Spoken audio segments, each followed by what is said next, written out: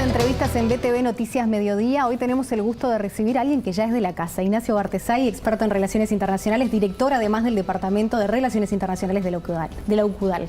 Bienvenido, ¿cómo estás? Bien, ¿qué tal, Malena?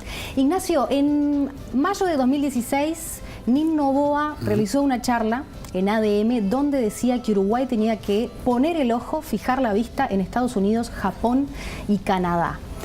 ¿Por qué es tan importante y teniendo en cuenta además la visita de Nin Noboa a Canadá? Sí, bueno, fundamentalmente la importancia de Canadá tiene que ver con las inversiones, ¿no? En un momento en el que la región está muy convulsionada, donde hay poca estabilidad, este es el caso de Brasil, pero también de Venezuela, las preocupaciones que puede generar Brasil en Argentina, bueno, uno tiene que salir a diversificar su comercio. Canadá no es nuestro principal socio comercial, está en el lugar 17, 15, se exporta más o menos, el comercio bilateral no llega a 200 millones de dólares, pero sí la posibilidad de captar inversiones, acuerdos de cooperación, profundizar las asociaciones estratégicas que tiene el país con otros países. Eso es lo importante en momentos donde la región está muy convulsionada. Entonces lo de Canadá tiene que ver con la posibilidad de cerrar convenios, inversiones en la investigación científica, por ejemplo en la agroindustria, hay algo allí de algunas informaciones que se dieron ya de algunas empresas interesadas, pero también captar inversiones en otros rubros, poder exportar servicios. Digamos, el concepto de diversificar mercados de forma más amplia, no solo pensar en bienes, sino pensar en servicios, pensar en captar inversiones que están muy focalizadas en la región. Ignacio, te invito a compartir con nuestros televidentes las siguientes placas que respaldan exactamente lo que tú estás diciendo y que ha sido cuál es la evolución del comercio en bienes y servicios de Uruguay y Canadá. Esta es información disponible por Uruguay 21 hasta el año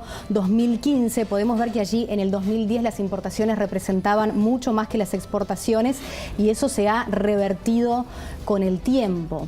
Además, tenemos una segunda placa donde se especifica cuáles son los productos que Uruguay exporta a Canadá, donde el 32% se lo lleva la carne bovina, productos lácteos un 2%, frutas cítricas 2%, pescados y productos del mar 1% y cuero y manufacturas también un 1%, donde evidentemente la carne bovina sigue siendo el producto estrella del país. Sí, especialmente en estos mercados desarrollados, Uruguay presenta ventajas en los productos agrícolas y agroindustriales, ¿no? Por eso hay que hacer foco también en los servicios y en otros mercados intentar diversificar otros productos que no son los agroindustriales. Y esto entra dentro de la estrategia mundial que se está llevando a cabo que tiene que ver con los mega acuerdos internacionales, ¿verdad? Exacto, porque en realidad el Mercosur, cabe decirlo, va a iniciar negociaciones con Canadá. Canadá ya está haciendo las consultas, por lo tanto hay una posibilidad también de que el bloque avance en un acuerdo con un actor clave, porque acaba de cerrar nada más y nada menos que las negociaciones con la Unión Europea, Canadá, que fueron bastante difíciles, bastante conflictivas, pero finalmente se cerró ese acuerdo, que está en revisión legal, y esto implica naturalmente que Uruguay a través del Mercosur en este caso, siga acercándose a los países que están insertos en los grandes bloques comerciales, como por ejemplo la Unión Europea. Ignacio, entonces de esto que hablamos se desprenden dos cosas como puntos fuertes, como idea fuerza. Por un lado, la estrategia de Uruguay de avanzar en el vínculo con un país que se está moviendo de forma inteligente a nivel de megacuerdos internacionales. Y por otro lado, no solamente colocar bienes, sino atraer inversiones de ese país. Atraer inversiones y colocar servicios. Y todo esto en una estrategia que nos lleva a la situación regional. Porque realmente lo que ocurre en Brasil, las inestabilidades de la región ya por tantos años, impulsan a un Uruguay que tiene que abrirse cada vez más al mundo de forma bilateral o regional, si no se puede regional, de forma bilateral, pero con un enfoque un poco más amplio, no solo pensando en diversificar productos, sino pensar en captar inversiones, pensar también en vender servicios. Esa es la clave. Ignacio, hay otro viaje que está en agenda para el presidente de la República y es la visita a Egipto. Es decir, va a viajar a Ginebra ante la OIT, hace una escala por Egipto. ¿Por qué Egipto para Uruguay? Bueno, Egipto en realidad el viaje tiene que ver también con comercio, con algunos aspectos puntuales. Es un mercado que se cayó. Se llegó a exportar 140 millones de dólares a Egipto, fundamentalmente de soja y de ganado en pie.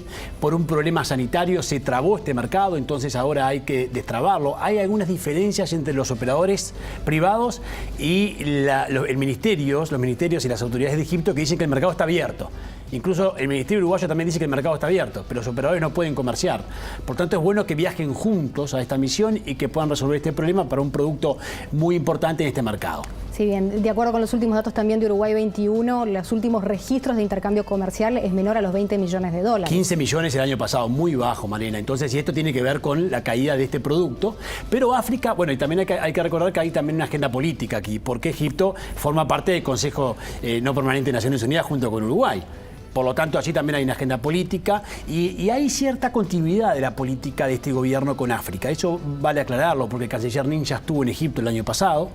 Entonces hay una prioridad en África. Me parece interesante que desde la Cancillería se quiera seguir de cerca el continente africano, y Egipto obviamente ha sido históricamente de los principales mercados del ¿Tiene continente. sentido entonces que estemos visitando Egipto en este? Tiene sentido, pueden allí visualizarse algunas dificultades políticas por lo que ha ocurrido desde la caída de Mubarak en adelante y por la posición del presidente actual.